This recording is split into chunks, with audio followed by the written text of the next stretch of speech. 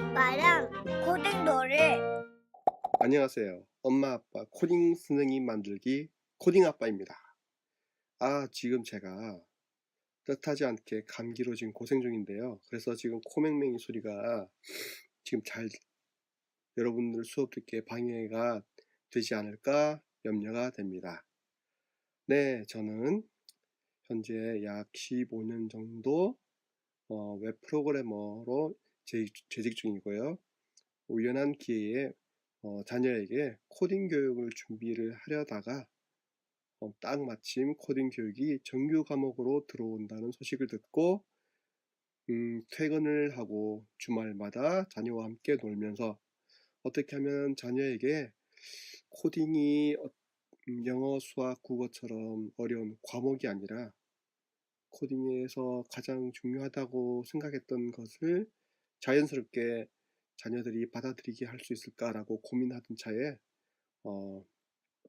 저만의 노하우를 최대한 아이들의 눈높이에 맞게끔 녹여내는 작업을 많이 했습니다.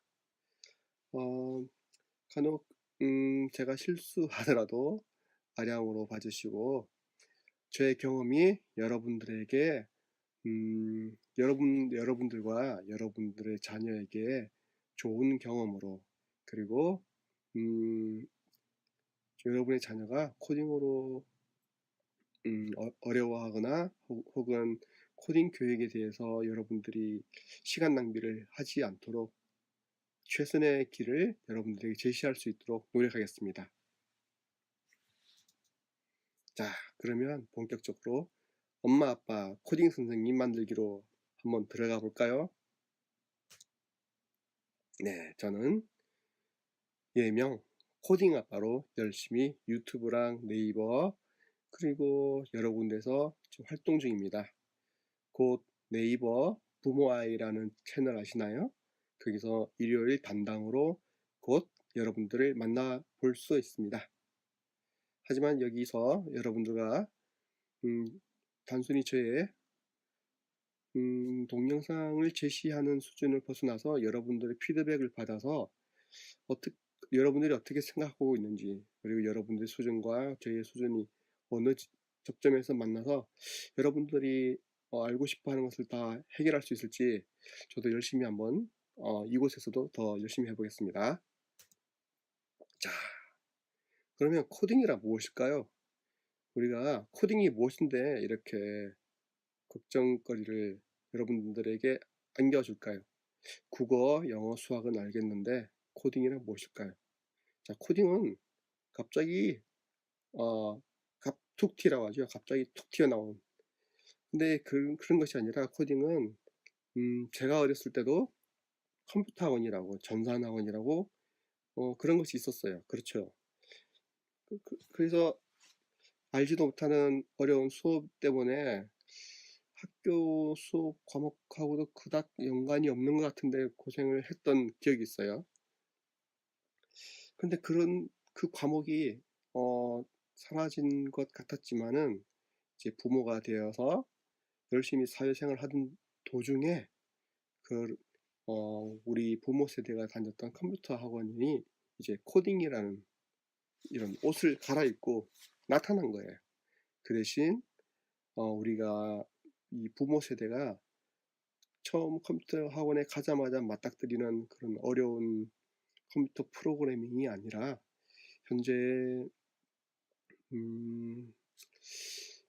어떻게 하면 자녀들의 교육 안에서 컴퓨터를 약간 배제한 상태에서 컴퓨터 교육이 무엇을 전달해 주고자 하는가에 대해서 제가 나름대로 고민을 해봤습니다. 그래서 코딩이란 무엇이냐? 코딩이란 프로그래머만 하는 컴퓨터 작업이 코딩일까요? 그것도 코딩입니다. 그리고 0101 이렇게 아주 컴퓨터 언어로만 활동하는 것이 코딩이냐? 또 그것만도 아니에요. 그래서 그러면 교육자분들과 이 코딩 아빠가 생각하는 코딩이 나아갈 방향과 코딩이 무엇이 되어야 되느냐라는 개념을 나름 생각해 봤을 때 이렇게 도출되었습니다. 코딩이란 보이시나요? 어떤 목적이나 결과를 이끌어내기 위해서 순차적이고 그리고 합리적인 방법을 만족하는 결과가 나올 때까지 반복을 통해서 의도적으로 생각을 하거나 행동하는 것, 그리고 이것을 컴퓨터에 적용해 보는 것, 이것이 코딩이다라고 코딩 아빠는 코딩에 대한 단어를 이렇게 제시를 해드립니다. 그래서 여기서 순차적이고 합리적이고 반복적이다, 이 세 가지 요소가 제 경험에 의하면 초등학교 저학년 수준까지는 저 순차적이고 합리적이고 반복적이다 라는 것을 꽉 잡고 있으면 될 것 같아요.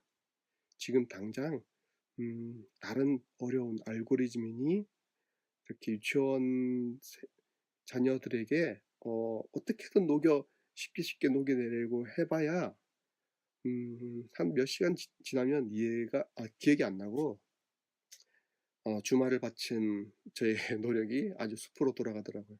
하지만 언젠가는 그런 경험들이 머리에 남을 거라 생각을 하지만 아직까지는 저 세 가지 핵심 요소, 순차적이다, 합리적이다, 반복적이다, 이 세 가지 요소에 대해서 자녀들에게 지금 당장은 이 세 가지를 잘 녹여서 그들의 생각하는 방법에 잘 적용하면 되겠다라고 제 경험으로는 그렇게 결론이 났습니다. 그럼 순차적이라는 것은 무엇이냐? 그러면 지금 순차적이라는 것을 보시면 제가 도미노로 표현을 했죠. 순차적이라는 것은 시작이 있고 끝이 있고, 그리고 여기서 하나씩 이루어져서 끝을 향해서 계속 달려가는 것을 순차적이라고 합니다. 순서가 있는 거죠.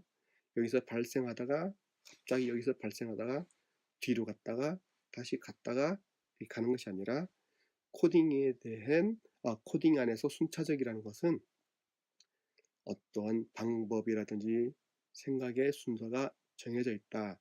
1, 2, 3, 4, 5, 6, 7, 8, 9, 10 이렇게 순서대로 일이 이루어져 나가야 된다라는 것을 아이들에게 전달해 주고자 합니다. 자, 그럼 왜 순차적이어야 되는가? 우리는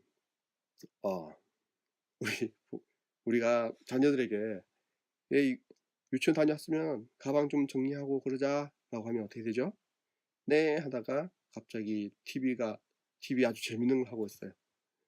그러면 달려가서 보다가 엄마가 하라고 했지 라고 생각이 나서 하는 자녀가 있고, 아니면 엄마 아빠가 또 아니 왜 가방 안 치우는 거야 화를 내면은 그때서야 생각이 나서 다시 엄마 아빠가 최초 명령한 가방을 정리해라 라는 명령을 뒤늦게서야 할 수가 있어요. 그렇죠. 중간에 오류도 나고 그러다가 갑자기 잘 돼요.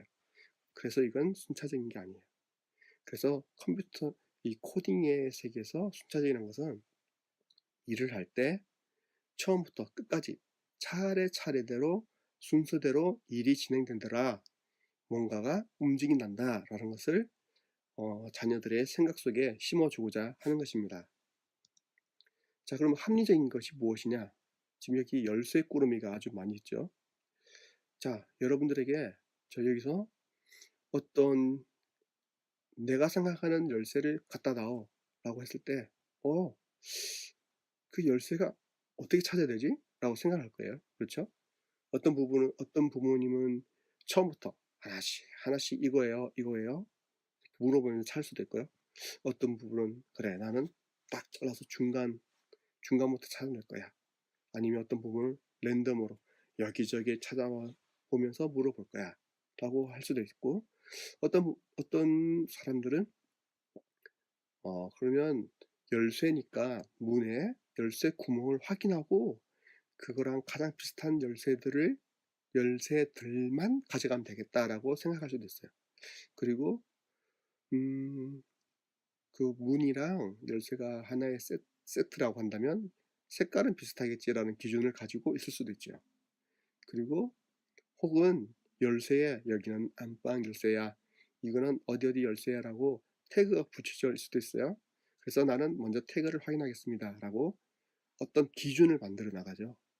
마구잡이를 하는 게 아니고 어떤 기준, 그런 기준을 만들어가는 것을 저는 합리적이다, 합리적인 생각을 하는 거다라고 여기 저의 코딩 교육 내에서는 이렇게 표현을 했습니다. 그러면 왜 합리적이어야 되나?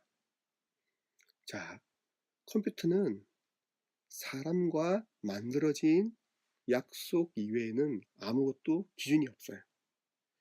그러므로 컴퓨터는 처음부터 모든 상황에 대해서 사람이 생각하며 하나씩 하나씩 기준을 만들어줘야 돼요.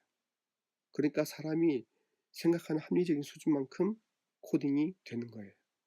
자, 예를 들어 볼게요. 어떤 컴퓨터가 있어요. 그래서 사람이 사람에게 나이를 물었어요. 나이가 몇 살이에요? 라고 했는데 A형이에요 라고 말하면 뭐야, 나는 지금 나이를 물었는데 A형이라는 혈액형 같은 대답이 나오네. 그러면 경고를 해야겠다 라고 코딩할 수가 있죠. 그런데 나이가 몇 살이에요? 라고 했는데 1000살이에요 라고 했어요. 그런데 일반적으로 이런 코딩까지 해놓지 않으면 나이는 숫자를 기다리는 물음이잖아요. 그래서 1000살, 1000은 숫자니까 이 사람 대답은 맞아 라고 오케이 할 수가 있어요. 그런데 사람이 1000살이라는 사람이 있을 수가 있나요? 우리는 1000살이라는 사람이 없는데 라고 금방 대답해요. 그런 금방 대답하는 자녀가 있을 수도 있어요.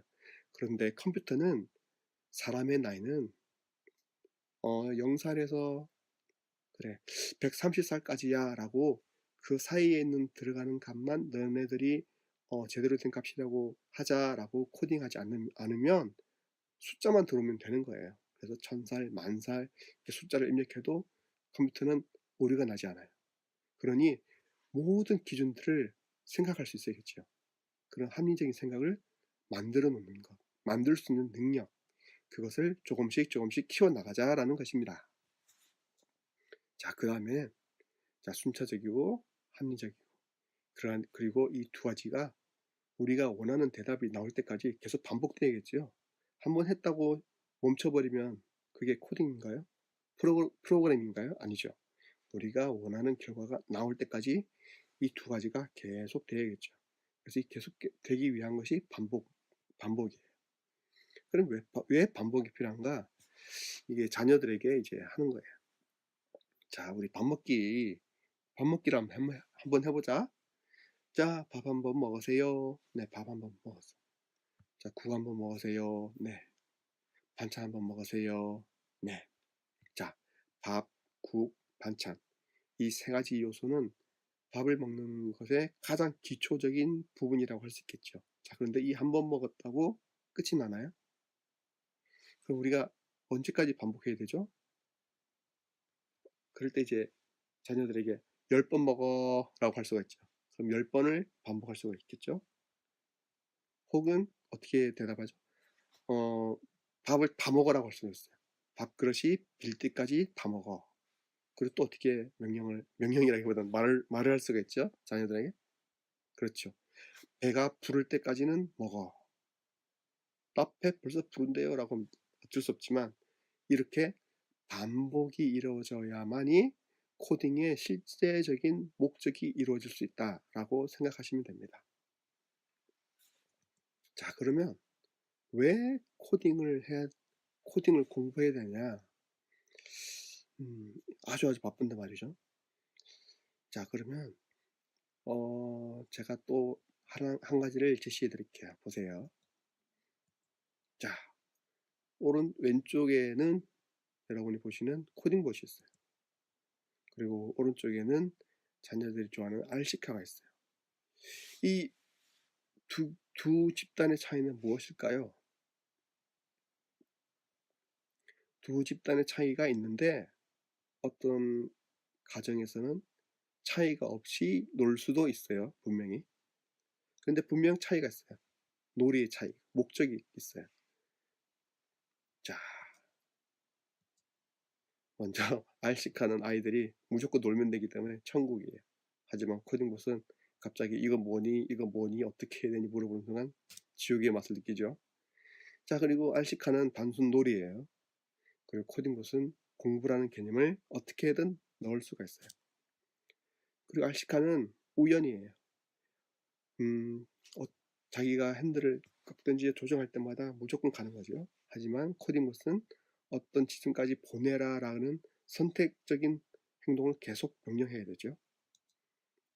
그리고 아시카는 하면 할수록 재밌다라는 감성이 뛰어나지고 코딩봇에 대해서는 코딩봇을 제대로 하고 있다면 이성적인 방향으로 나가는 물건들이에요.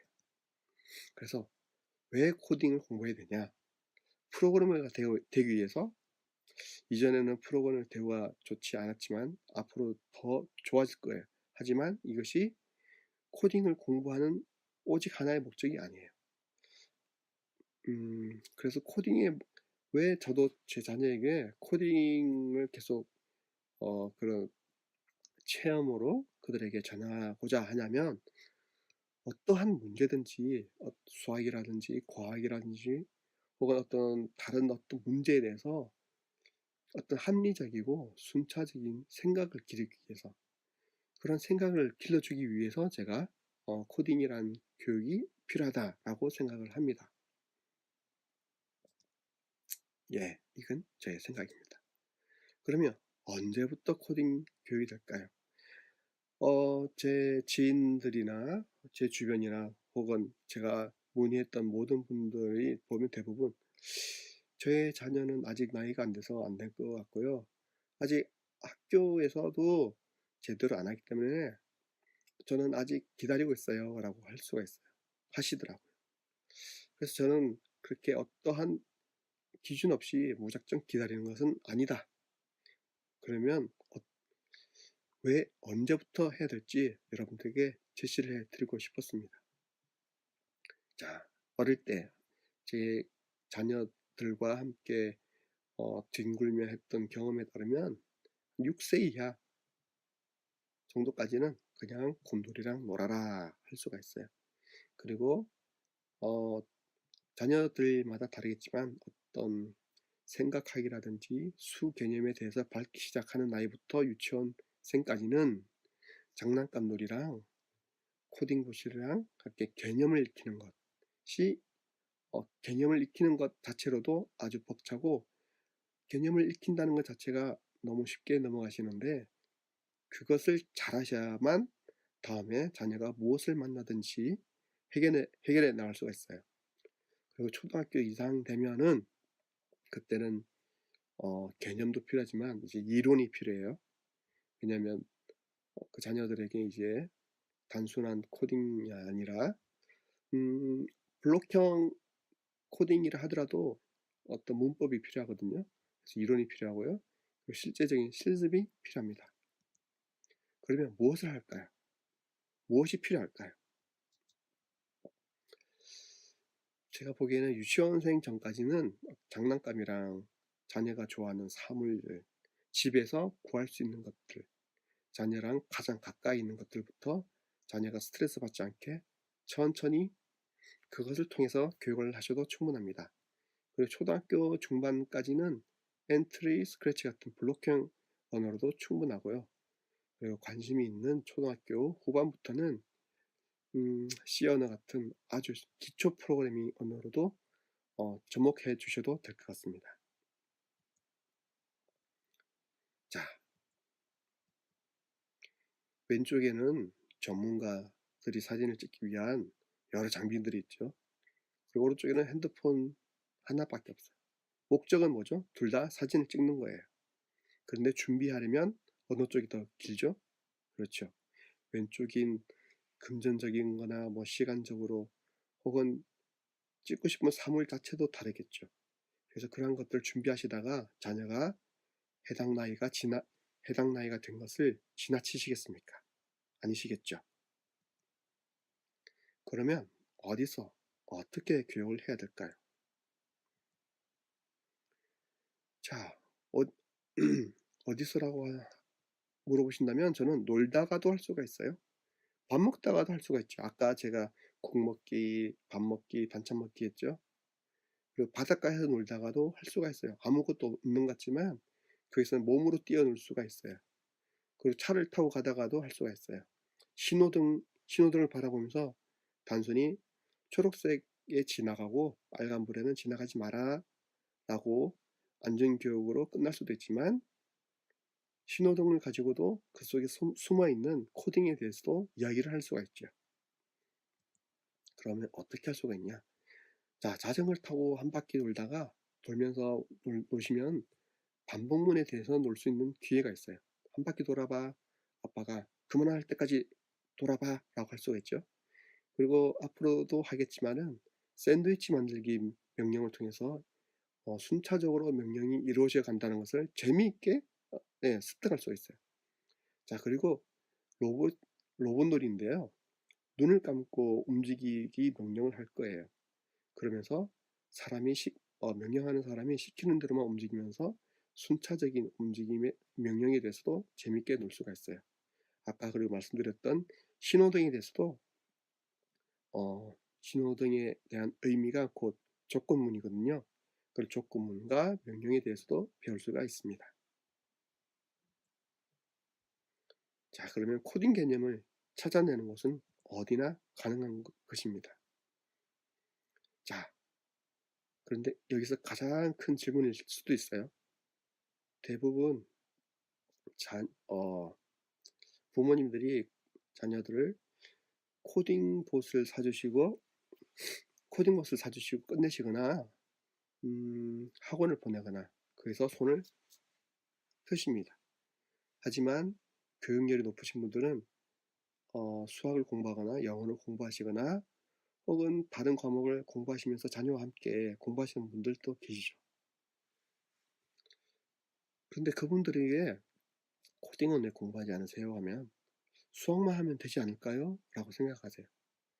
네, 수학 속에 코딩의 일부분은 들어있습니다. 하지만 코딩이 곧 수학이 아니고 수학이 곧 코딩이 아니에요. 코딩은 생각하는 방법이거든요.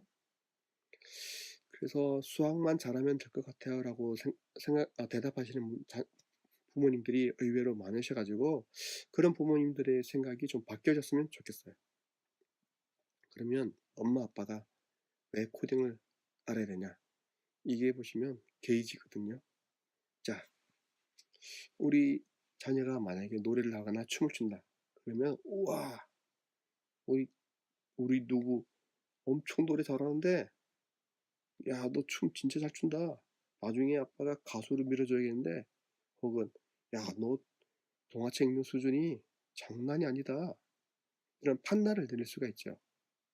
자, 그런 자녀가 어떤 공부를 할 때 판단을 내리실 때도 그런 것처럼 코딩도 부모님이 우리 아이가 코딩을 하려고 하는데 순차적이거나 반복적이거나 어떤 조건 이런 부분 중에서 어디를 어려워하나라고 판단하시기 위해서는, 혹은 자녀가 질문을 할 때 대답을 해 주시기 위해서는 부모님도 알아야 됩니다. 근데 부모님들이 많이 겁을 먹으시죠. 저는 컴퓨터를 전공하지 않았는데요. 이런 분들이 많으세요. 그래서 저를 따라오시면 코딩의 가장 핵심 요소만 놀이로 개념으로 녹여냈기 때문에 컴퓨터의 키보드를 만지실 필요도 없지만 자녀들에게 코딩의 개념에 대해서 먼저 익히신 것을 자녀들에게 따라오도록 하실 수 있습니다.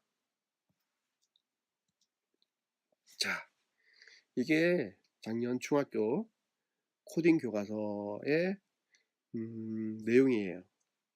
그래서 그때 저와 같이 코딩 교육에 대해서 아주 관심이 많으셨던 일반 선생님 그리고 프로그래머들이 교과서가 과연 어떻게 준비될까라고 아주 유심히 기다리고 있었어요. 그리고 봤죠. 그랬더니 뭐야, 이건 거의 사회 과목인데? 라는 그런 충격을 받았어요. 그런데 생각을 해보니 선생님들이 준비하실 수 있는 기간이 너무너무 짧았어요. 그래서 그런지 코딩에 대한 부분은 거의 제일 뒷단락에 거의 얼마밖에 되지가 않아요. 그럴 것이 아직 제가 여러 군데를 알아봤지만 코딩 교육에 대해서는 대부분 선생님들이 직접 하시는 것은 거의 없고 거의 외부 시간 강사들이나 혹은 코딩 자격증을 따신 분들에 대해서 의존을 하고 계세요. 그러다 보니 공교육 과목에 대해서는 이 정도 레벨밖에 준비가 되지 않았어요. 자, 그래서 그러면 우리 자녀들은 안심하고 중학교까지는 그냥 뭐 사회 과목 수준 공부할 때까지 내버려 두면 되겠군요. 라고 안심하실 부모님이 계신가요? 하지만 자, 이건 이제 현실이고요. 현재 공교육 과목은 이제 과거에는 이랬는데 미래에는 어떤 삶이 변화가 있을까요? 라는 상상을 해보세요. 라고 그런 과목의 그런 혹은 또 신문을 만들어 봅시다. 라는 코딩하고 그닥 밀접하지 않은 그런 부분들이죠. 이건 안타깝지만 현실이었습니다. 그런데 외부 교육은 어떻죠? 유료 코딩 캠프가 아주 많이 있어요. 그리고 지금 코딩 교육 과목 자격증을 따기 위한 열풍이 아주 셉니다.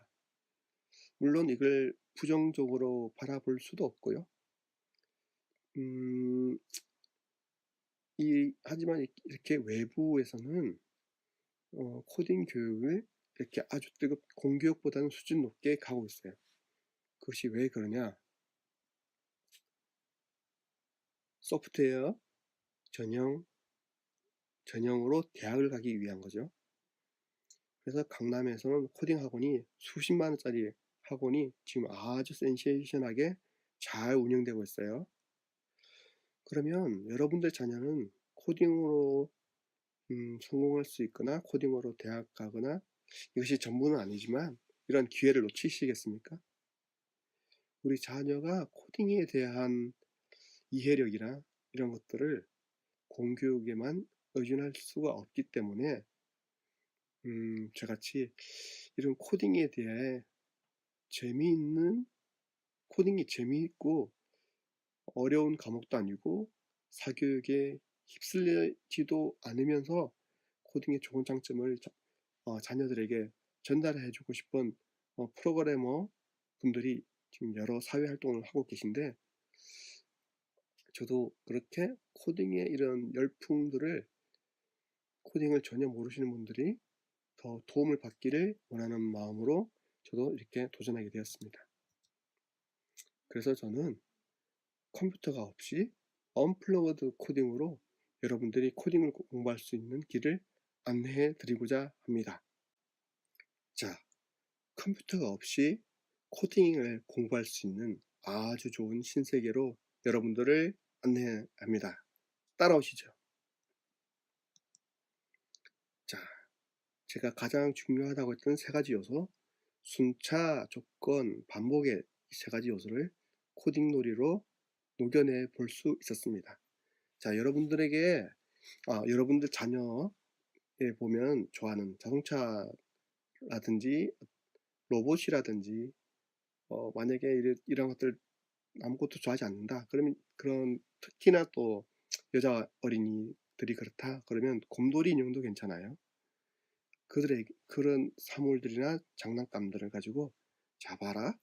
코딩이라는 것을 이제부터 배워볼 텐데 어려운 게 아니야. 로봇이 어떻게 움직일까?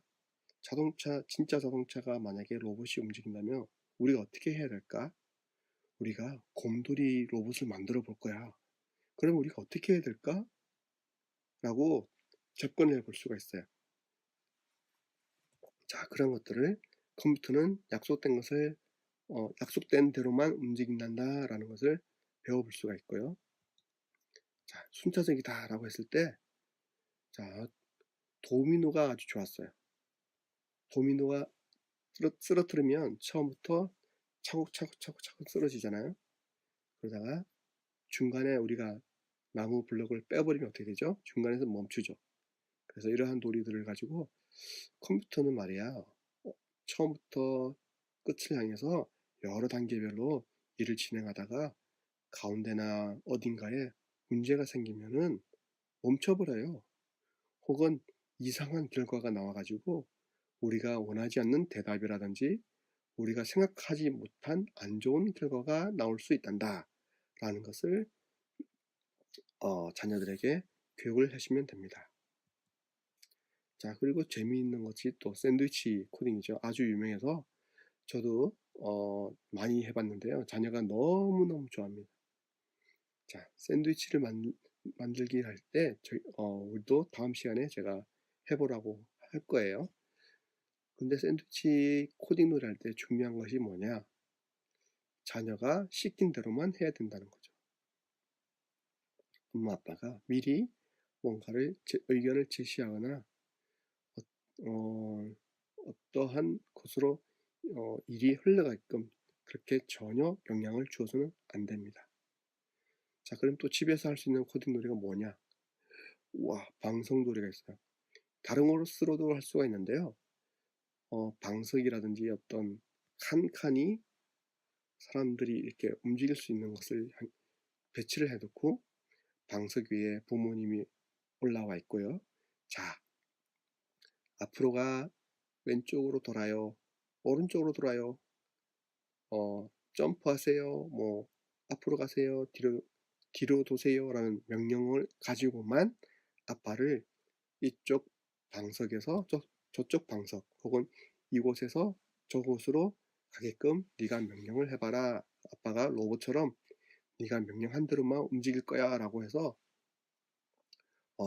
방석놀이를 통해 가지고도 아이들에게 어떠한 동작과 동작 사이에 많이 내가 조정을 하게 되는구나, 그러한 것들을 아이들이 체험할 수 있게 돼요. 그리고 이러한 놀이를 응용한 코딩봇들이 이제 아주 기초적인 코딩봇들이 많이 있죠. 아래와 같이. 자, 이렇게 지금은 제가 순차적인 코딩, 언플러그드 코딩에 대해서만 안내를 해드렸지만, 이렇게 언플러그드 코딩은 이렇게 컴퓨터가 없이 컴퓨터가 행동하는 그 철학, 생각하는 방식 그대로 가져와서 자녀들의 눈높이에 맞춰서 자녀가 이렇게 문제를 풀어야 내가 실수를 할 수 있는 확률이 적어지고 일이 쉽게 해결되는구나 라는 생각을 할 수 있는 능력을 갖게 됩니다. 자, 이렇게 언플러그드 코딩에 대해서 여러분들에게 아주 간단하게 소개해 드렸는데요. 자, 이 코딩에 대한 여러분들의 생각을 듣고 싶습니다.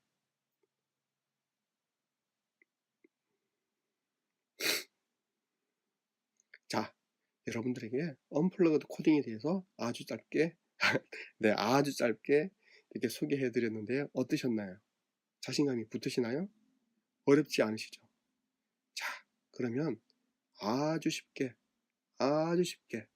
첫 번째 과목 코딩이란 무엇인가 에서 한번 출발해 보겠습니다. 네, 첫 번째 실습 시간입니다. 자, 집에 자녀가 좋아하는 장난감이 무엇인지 알고 계신가요? 자, 자녀가 좋아하는 자동차 혹은 로봇 혹은 인형 상관없어요. 이번 수업의 가장 목적은 무엇이냐? 자녀들이 내가 컴퓨터에게 혹은 내가 자동차에게 명령하지 않으면 얘네들은 모르네. 그래서 내가 이런 명령을 해야 되는구나 라는 것을 체험하고 기억하는 거예요. 그래서 여러분들이 아래 영상을 보시고 한번 보시고 제가 했던 행동 그대로 한번 따라해 보세요. 그래서 자녀들에게 이거 봐, 코딩이란 것은 이렇게 약속을 만들어가는 거란다. 이렇게 약속을 만들어가지 않으면 컴퓨터는 아무것도 할 수가 없어요 라고 하시면 됩니다. 블록을 쌓으셔도 되고요. 혹은 인형 같은 것이라면 스티커 메모지. 스티커 메모지에 앞으로 가, 멈춰, 뒤로 가, 왼쪽으로 돌아가라는 스티커의 명령을 미리 준비하신 다음에 인형에게 붙이신다는 개념이 명령을 한다, 기억을 하게 만든다, 명령을 했다 라고 생각하시면 됩니다. 그러니 꼭 제 방법대로 하셔도 되고요. 혹은 아이가 좋아하는 장난감에 맞게끔 응용하셔도 되는데 꼭 한번 해보시고 어떻게 경험을 하셨는지 꼭 저에게 피드백을 남겨주시면 감사하겠습니다. 다음 시간에 봅시다.